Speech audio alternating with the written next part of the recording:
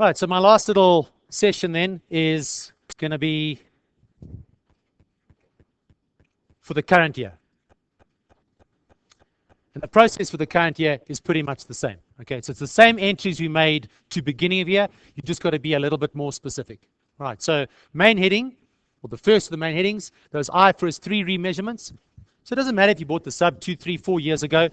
To the extent that you revalued any assets back then, or any liabilities back then, and we require adjustments in the current year, do those adjustments in the current year. So this year's depreciation will affect this year's profit or loss. Okay, and therefore the tax effect will affect this year's profit or loss. If you revalued inventory, for example, at acquisition, when do you realize that? When you sell it. If you sold the inventory in a prior year, we did it already, didn't we? Retained earnings. If you sold that inventory this year, then what does it affect? Credit inventory, yes, but this year's inventory affects this year's cost of sales. Okay. If you revalued a liability at acquisition and you settled that liability this year, okay, then reverse it this year. The big difference being anything that happens in the current year affects the current year's profit or loss. Anything that affects prior years affects opening retained earnings. That's the only reason why you need to split it between those periods. Okay.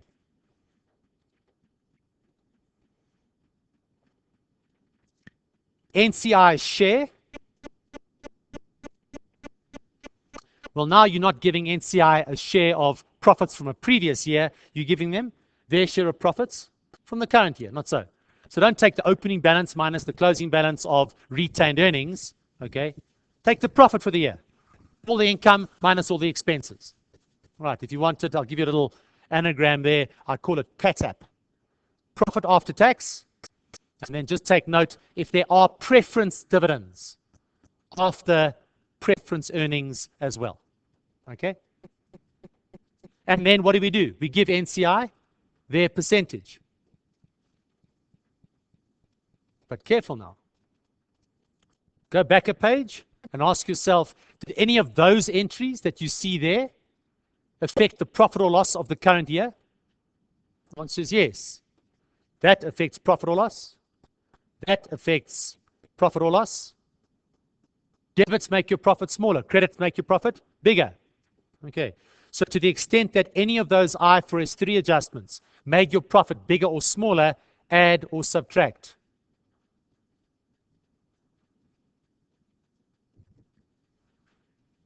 And I'm not going to page all the way back because it's so many flipping pages ago, but on your intercompanies, all those intercompanies we've done already, did any of those affect profit or loss? Yes. In the current year, lots of them affected profit or loss. And to the extent they affect profit or loss, are we going to adjust NCI? Yes, no, it depends. Nonsense, it depends. If X made the profit, yes. If H made the profit, no. So the intercompany entry stays the same. It doesn't matter who made the profit. It doesn't matter who sold to who. Parent to subsidiary, subsidiary to parent, the intercompany adjustment stays the same. But if S made the profit, in addition to processing the intercompany entry, it has a knock-on effect on the NCI share of profit.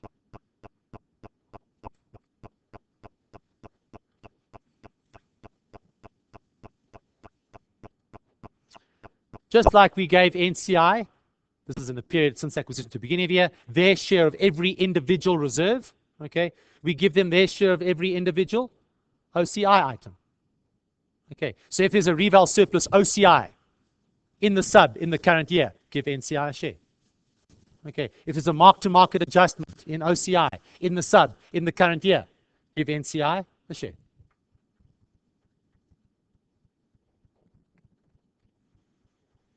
The next two do require a little bit of discussion. All right. The simple fact of the matter is,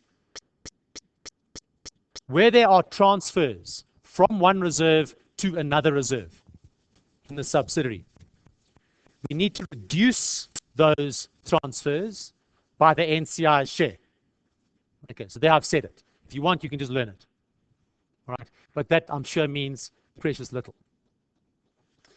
So, little illustrative example.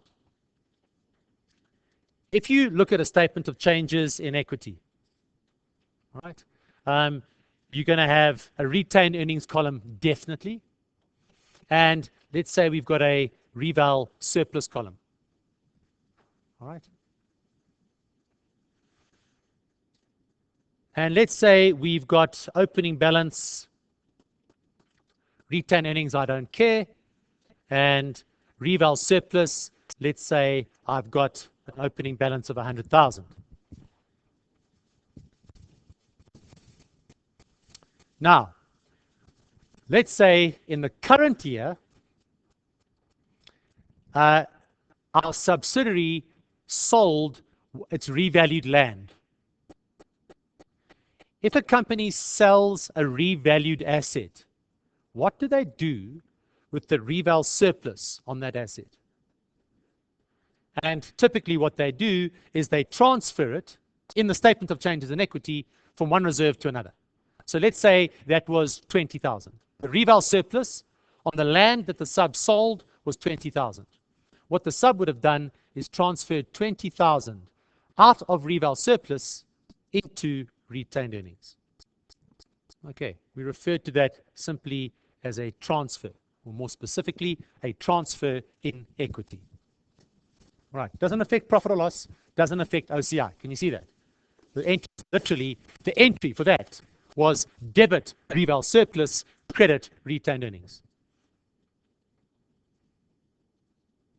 Debit reval surplus in the statement of changes, credit retained earnings.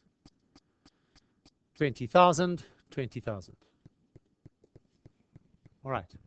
So you'll appreciate that, and then you actually will see on the trial balance, interestingly, if you looked at a TB for guys that did a proper TV, this has actually got a separate line item in the TB called transfer from reval surplus, and that's called transfer to retained earnings. So when you add H plus S together, remember consolidation, you take the two TBs and you add them together. All right. Do you appreciate you will pick up that debit and credit? Eh? So in your consolidated financial statements, okay, you will have a transfer of 20,000 from reval surplus into retained earnings. And will that be 100% or just our share? That will be 100%. If you take H plus S, what's in S's books? 100%, eh? There's no NCI in S's own records. So when you start the process, don't ever forget, it's all of H plus all of S. Okay, so that would represent 100% of the transfer. I think those of you that murmured in the background, just our share, you were thinking the right thing. Okay, because in the group, when all is said and done, when we get to this point, how much is in the reval surplus of the group? And if you think about what we've done up until now, we've gone H plus all of S, not so. Then we went since acquisition to beginning of year and current year. And when we did all of that, what did we do with the reval surplus? We've given NCI their share, not so. So you will appreciate by the time we get to this point, people, it just emphasizes the order in which I do things. I didn't make up, eh? Up until this point, you will appreciate we have given NCI their share of any reval surplus that was attributable to them. So at group level, you will appreciate that what is in the reval surplus column is all of H, yes, but what's left of S? It's just our share. So now I ask you, if we sell the land in the sub, what have we got to transfer? Have we got 100% to transfer, or do we just have our share? And you can see we just have our share. Of the 100,000, some of that relates to the sub, doesn't it? And of what relates to the sub, we've got our share. The rest we've already given to NCI. So now my question is, can you transfer 100%? The obvious answer is no. You can only transfer your share. So if that's 100%, what do we need to do? And again, You see, you can't go typics that out and make it 16. No. Okay, you've got to correct whatever the subsidiary did. Not in the subsidiary's books, as a pro forma entry. So how do you make that 20% smaller? You're going to debit retained earnings and credit reval surplus for 4. So then you're going to go H plus S gives you the 20. That means minus 4, left with 16. All right. So if they do ask you for the entry, then you'll see I've got other reserve. Maybe that's where you got it from. This other reserve, maybe, in fact, you don't want to do here. It's going to be, in fact, I'd say you're never going to get this one. So let's can that one.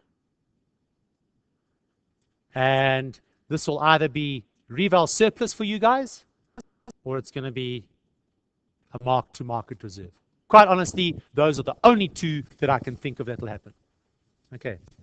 So if the subsidiary does have a transfer from its reval surplus to retained earnings, or from its mark-to-market reserve to its retained earnings, okay, that entry would have been debit the reserve, credit retained earnings. The pro forma entry I need you to pass is the opposite. Okay, how much? The NCI's share.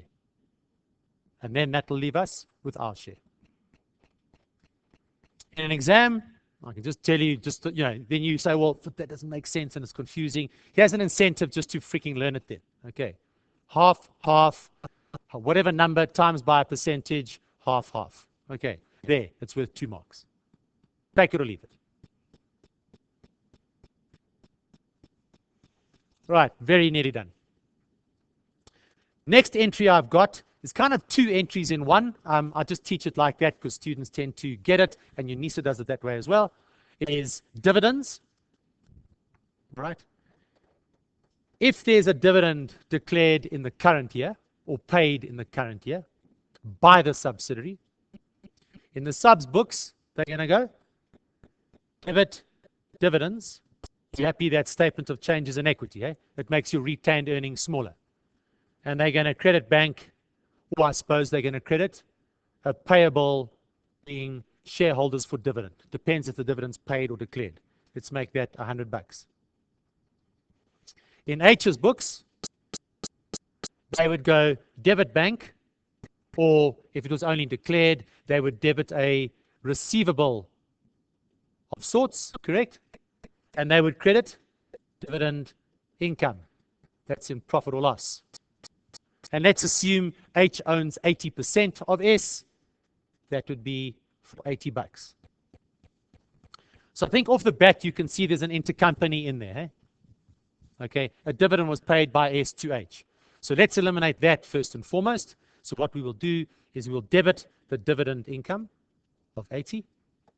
Okay, and we will credit the dividend paid or declared in the statement of changes in equity, 80. So at group level, we'll get rid of that. Okay, and we will get rid of 80 of that, therefore we're left with 20 of that. All right.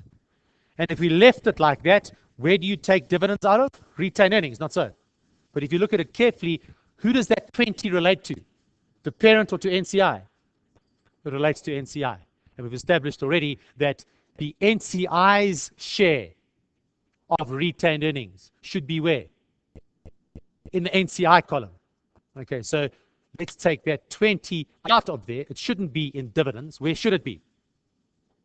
It should be in NCI statement of changes in equity, 20.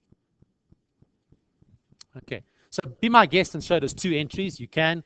The one entry is dividend paid, dividend income, and the other entry is dividend paid, NCI. All right. Obviously, if the dividend is declared and not paid, there's another intercompany there, isn't there? Which we spoke about, that was I1. We spoke about it probably 3 hours ago. Okay. Intercompany payable, receivable. Okay. So of the payable of 180 is intercompany. Debit the payable, credit the receivable. All right. So that just explains what it is that we do with the dividends of the sub. And then last of all, and we'll call it a day, is if there was goodwill at acquisition, remember I said it needs to be tested for impairment every year. So test it for impairment, and if it's impaired, you write it down. So we'll debit the impairment loss, which if you're going to present it in your statement of profit or loss will be other expenses, and you credit accumulated impairment. Do the NCI get a share? On the full goodwill method, yes. On the proportionate method, no. And then those 8 marks we spoke about earlier, those 8.5 marks for the discount. So if I asked you for a statement of profit or loss for the current year, that's my required. All right? And you do that at acquisition entry. And that at acquisition entry yields a discount or a bargain purchase. The only way you get the 8 marks for that is if you show me that that bargain purchase makes this year's profit bigger.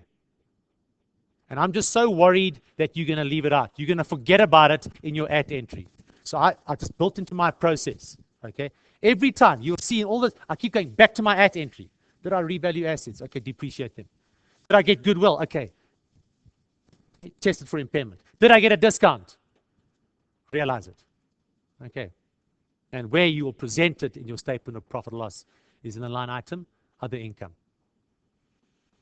Along with interest income and profit on disposal of PPE in that figure. Okay. You'll have your bargain purchase on acquisition of a subsidiary in the current year realized. Okay, like I said, this stuff you need to know. All right.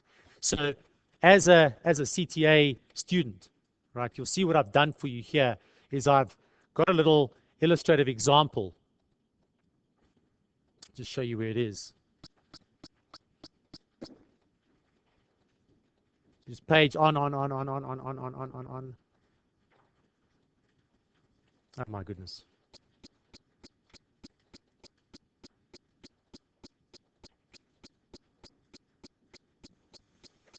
Okay, so there's a whole lot of illustrative examples, and you'll see one that looks like that.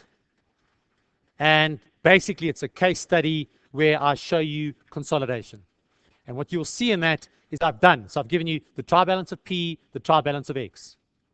And then with actual numbers, I run through, eliminating all of the intercompany transactions. I've got the reversal of the mark-to-market adjustments, which you can basically ignore. Probably suggest you have a quick look at it just to, I remember it from previous years. But it's not important. And then I've got my at entry to beginning of year, current year. And then I've posted all the entries to the financial statements. Okay. So that we're going to have to look at in detail. All right. But just so that there's a meeting of the minds here, so that there's consensus.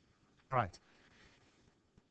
For you to be prepared for test 1, whether you CTA level 1 or 2, all right, you should be able to get 100% for that question.